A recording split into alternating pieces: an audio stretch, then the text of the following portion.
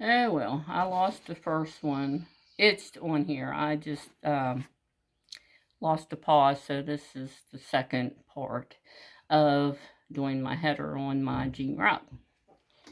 So here we go.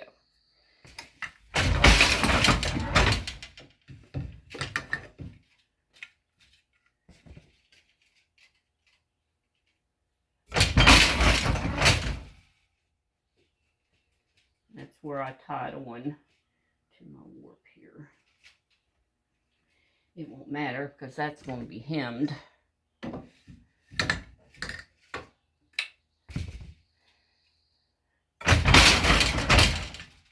These are shuttles.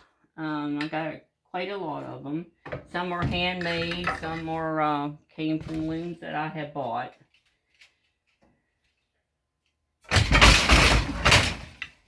I've been weaving for a long time. The only thing is, haven't really been able to devote a lot of time to my weaving because of me working. And I just retired here recently.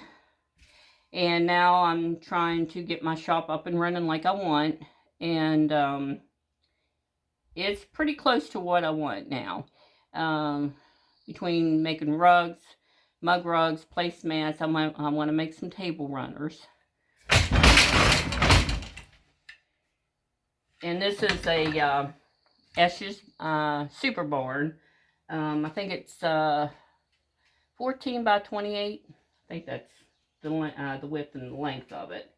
I've had it since 2000 and, let me think, 2004 maybe. They just delivered on site. They had to move it twice because where I was before, I had to pay, and they came and got the barn again and moved it here. And so it really works well. I don't have no insulation or walls up. I wish I'd, like the paneling or whatever. But it's okay. I like to do that someday. I don't know if I'll get around to it. Just put a metal roof on it because it was starting to leak. So I did have to invest in a roof for it. It's a nice barn. My husband built up there, since it's a super barn, he built me some storage up there. And I have one up here too. So I have two ends that have storage, which is very nice.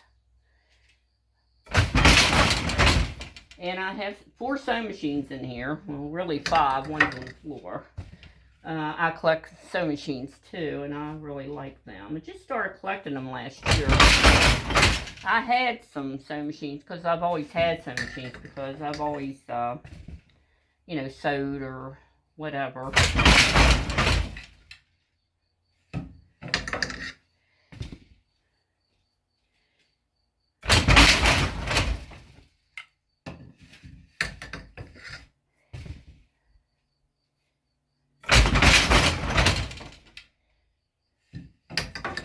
I went to the Breezewood Fire Hall here a week ago and set up, and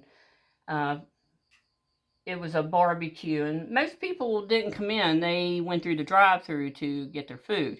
So we really didn't have a lot of traffic in the building. But I did sell a set of 4 placemats, which made me happy. It paid for my booth and our food, so that was fine. And plus, I took a loom with me, and that was nice. And I had anybody that wanted to weave a little mug rug on it, I told them it was free. I'd take it off before we left and give it to them. So I had 5 people weave little mug rugs. One was I think he was like an 8-year-old boy. I'm not sure. He might have been a tad older. Not sure. Only thing I did for him was do the header for him. And he wove the little mug rug. He did a fantastic job. I had 2 twin girls. They each wove a mug rug. They just graduated. And they really were intrigued by the loom. And they like to do this kind of stuff. Well, they crochet and stuff. So they like this kind of stuff too. And then I had a husband and wife, a young couple. He was really interested. He couldn't wait to sit down and weave his little mug rug. and he said he would love to get a loom, and they live close to me, so I'm looking forward to them coming and visit, and I could set him and his wife up side by side, weaving. It's not like they have to wait for each other to get done.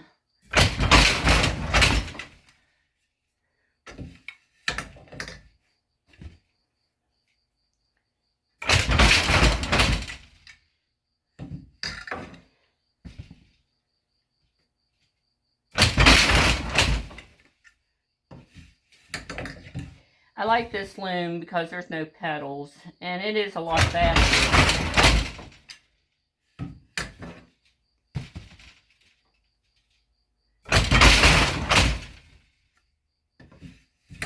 It's a heavy loom. It takes 4 people to move this sucker.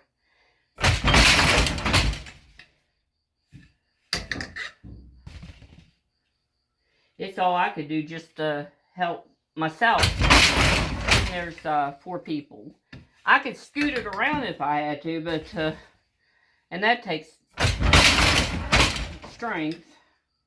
But it's bolted. It won't move.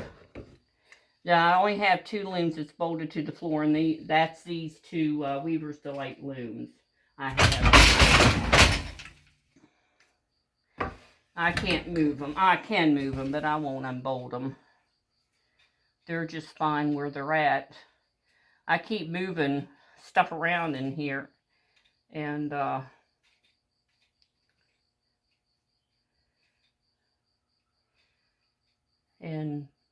so I finally got everything, I think, where I want it.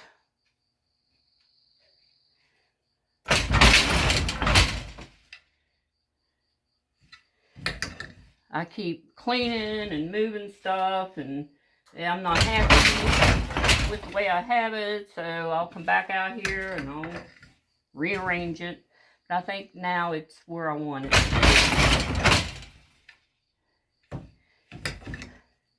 I have one loom here in the corner. I'll show it to you sometime. It's a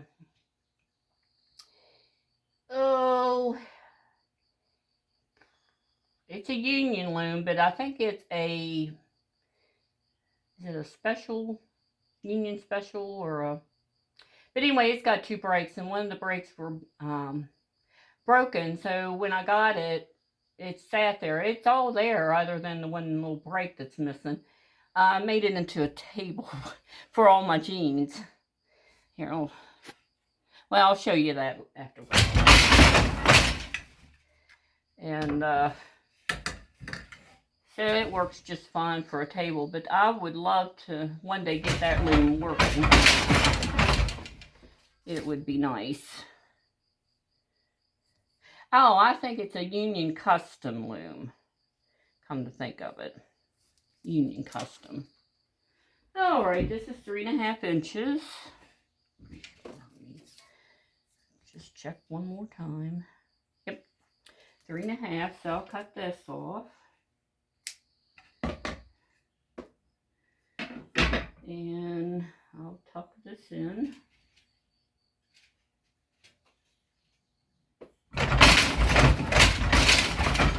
Okay, now I got an empty shuttle here that I'm going to weave or roll my jeans on.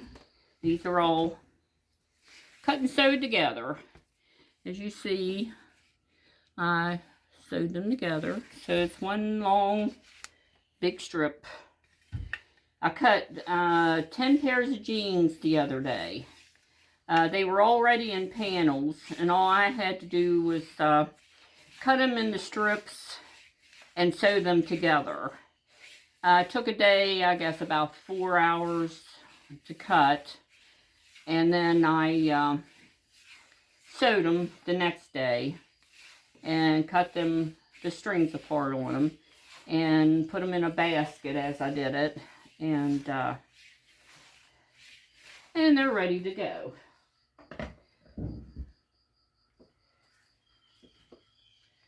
And I'll snip that off of that end. And then I'll start. This will be number 2 rug on this loom. I got one already rolled on the front beam.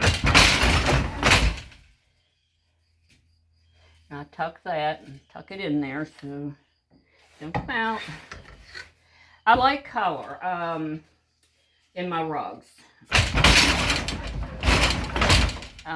So I have oranges, reds, blues, a gold.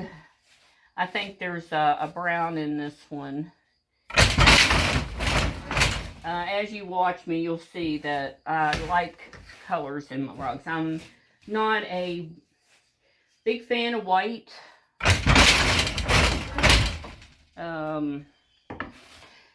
I guess because if there's dirt or anything that can go get on you, it's going to get on me. Believe you me. So it's like my rugs. I like them to have color in them. I did do some chenille rugs that are light, but I added a little, maybe 3-inch pop of color now and then. And Karen calls them caterpillar rugs. She's on a group. I'd tell you her last name, but you know. She's a really good weaver and quilter. And she has a blog about rugs and her quilts and RVing and stuff like that. She's very talented.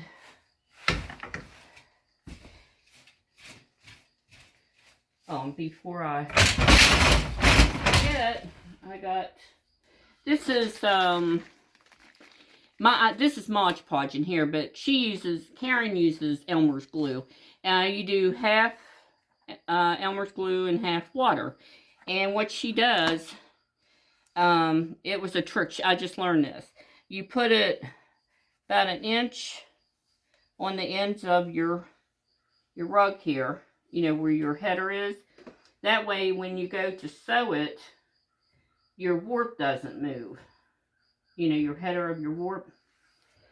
And I think she puts hers on after she takes the rug off, but it's okay. But I already did this side. I did that the other day when I was out here. But it really helps hold your rug, your warp there, and it don't unravel. It's really handy. But this is half Mod Podge and half water. That was a game changer for me. And she also had a thing on how you hem your rugs. And I've never hemmed rugs all through the years. I've only tied them. And with me getting older and my fingers with arthritis a little bit, you know, it does help to hem some. So, and you don't have the fraying like you do when you tie them. You know, and for older people that have walking problems and stuff, or whatever the reason, you don't have that fringe, you know, hanging out from your rug. And it does make it a lot neater. But I think the fringe makes it rustic looking, or country, or whatever. I'm not going to quit doing fringe because, you know, I might have people that want that. So I'll give them the opportunity to buy the fringe or the hem, you know.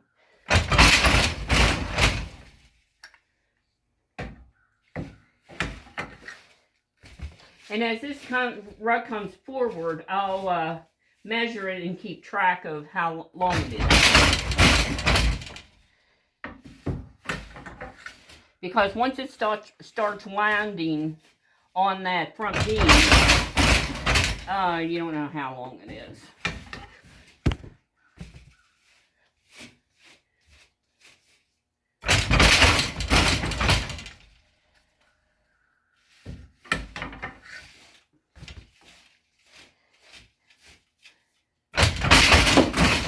I was going to do this live, but YouTube, I didn't do something right. It went and said something. We'll have to figure it out. So I'm just pre-recording this because I'll have to figure that out or find somebody that knows something, because like I said, I'm new, never done this before. I'm hoping it will let me upload this video.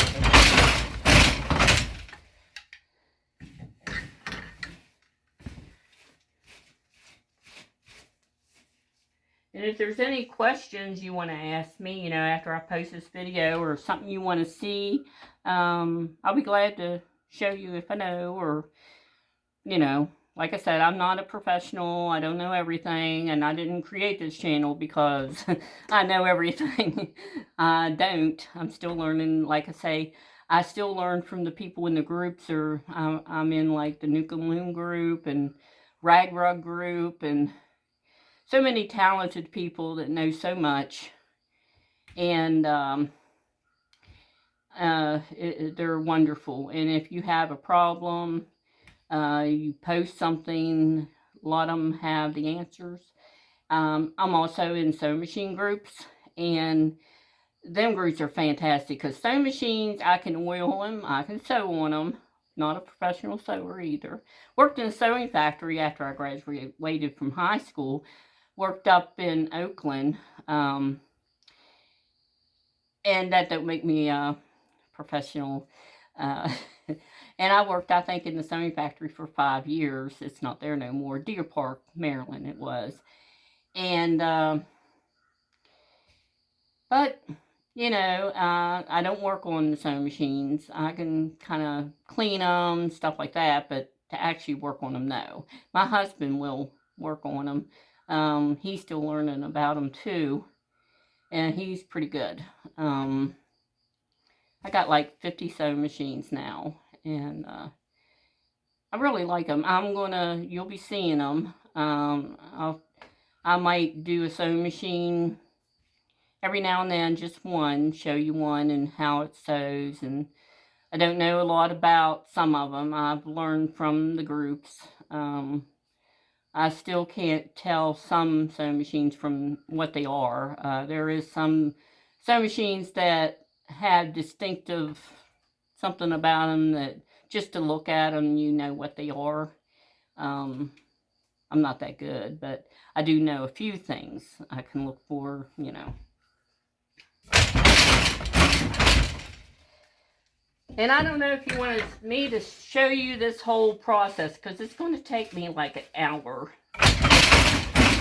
But what I might do is weave this, almost get it done, and then finish it. Show you.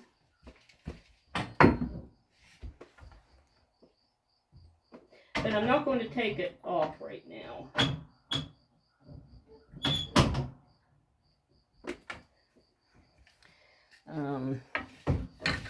I like to at least leave. The last time I took rugs off this loom, I had 6. That I took off together, which is kind of nice. I might weave and show you the end process of this rug, and then the next time I'll go to another loom and kind of show you about it.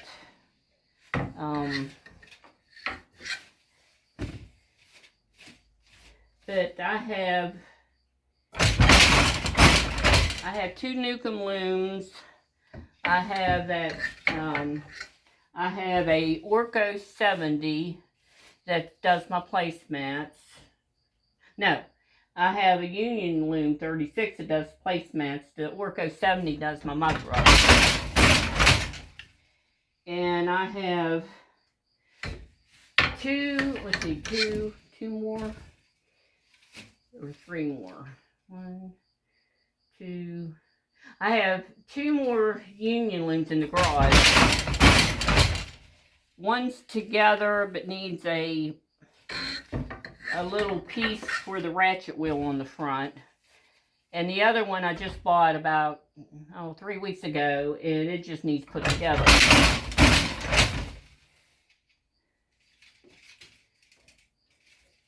And then I have another one in there that a friend of mine's coming to get. She's had it since I bought it. And I loaned it to her. And she gave it back to me. And she had to move, so she gave it back to me. And then I just, she has 2 granddaughters that's in college. And I told her I would just give that loom to them. Because she had taught them how to weave, you know.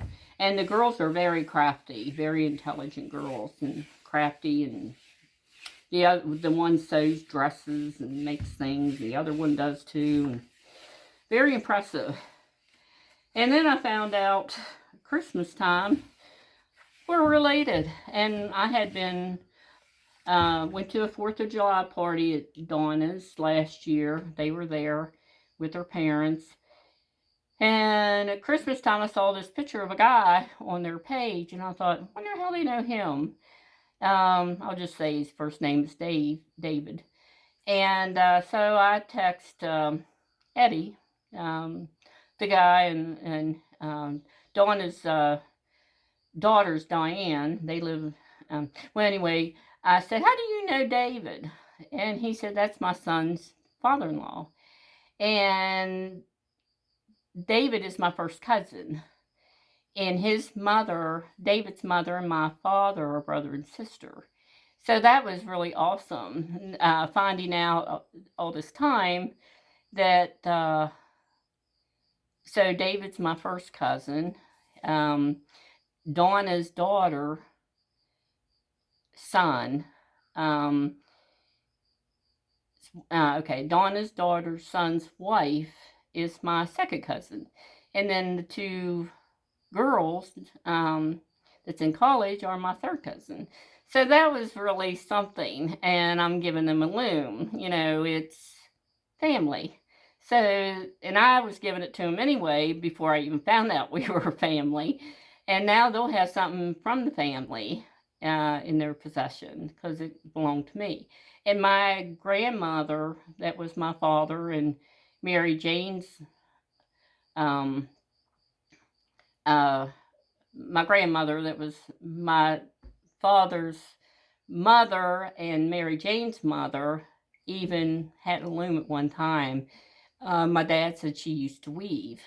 And so that's, you know, it's kind of a generation thing, you know, going on here. So that's really precious memories, you know. Okay. Well, I'm going to end this video. I don't know how long it is, because I got the first part. I'll have to do them separate because I don't know how you connect them. I guess I'll learn that eventually. And I need to get some kind of tripod or something for this phone because right now it's sitting on a box. It's not very stable. And, but this is just something I've been wanting to do. On my Facebook page, I post a lot about my rugs and stuff, but I really like to reach out to more people, you know, about the craft and maybe get more people interested after they see, you know, everything you do. It's time well spent, and you can make a little money on it. I have people that probably look at my prices and think they're too high, which they're not. I think I'm underpriced. But they don't realize all the work I have in them before I even start weaving.